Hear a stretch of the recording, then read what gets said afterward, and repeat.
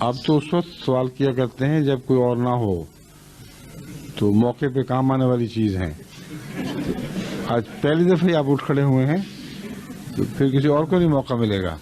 بس ایک ہی سوال کر رہا پھر اس کے اچھا بعد بس ٹھیک ہے، جزاک اللہ.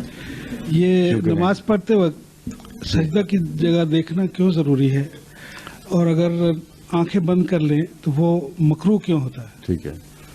آپ نے میرے سامنے آنکھیں کھولی ہوئی ہیں کہ نہیں؟ جی. بند کیوں نہیں کرتے؟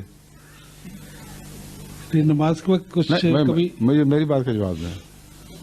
مجھ سے بات کرتے وقت اب یوں کو نہیں کر لیتے، اس لیے کہ آپ کا نفس بتا رہا ہے آپ کو کہ جس سے گفتگو کی جائے اس کے سامنے آنکھیں بند کر کے کھڑا ہونا مناسب نہیں ہے.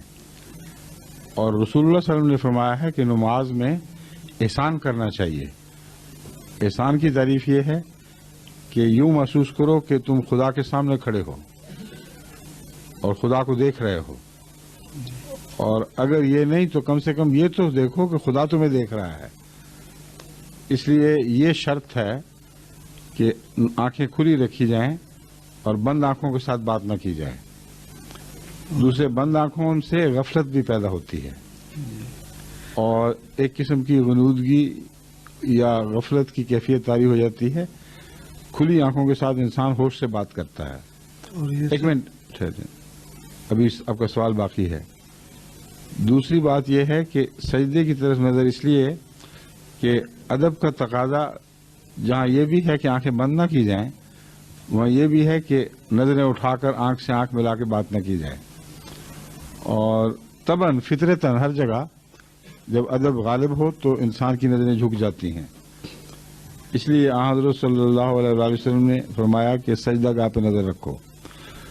دوسرے یہ کہ اگر نگاہ اٹھی رہے تو ایک اور پہلو اس میں حکمت کا یہ ہے کہ دور تک نظر کے سامنے آنے جانے والے آپ کی توجہ کو کھینچتے رہیں گے.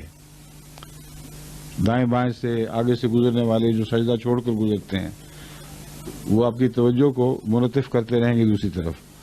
لیکن سجدے پر نظر ہو تو کچھ ہٹ کر کوئی گزرے بھی تو آپ کی توجہ اس طرف نہیں جائے گی، منعکس رہے گی سجدے ہی کی طرف، اور آپ کی نماز اس طرح ڈسٹرب نہیں ہوگی. یہ امکانات ہیں جو میرے ذہن میں ابھرے ہیں کہ ان حکمتوں کے پیش نظر رسول اللہ صلی اللہ علیہ وسلم نے یہ فرمایا ہوگا. ٹھیک ہے.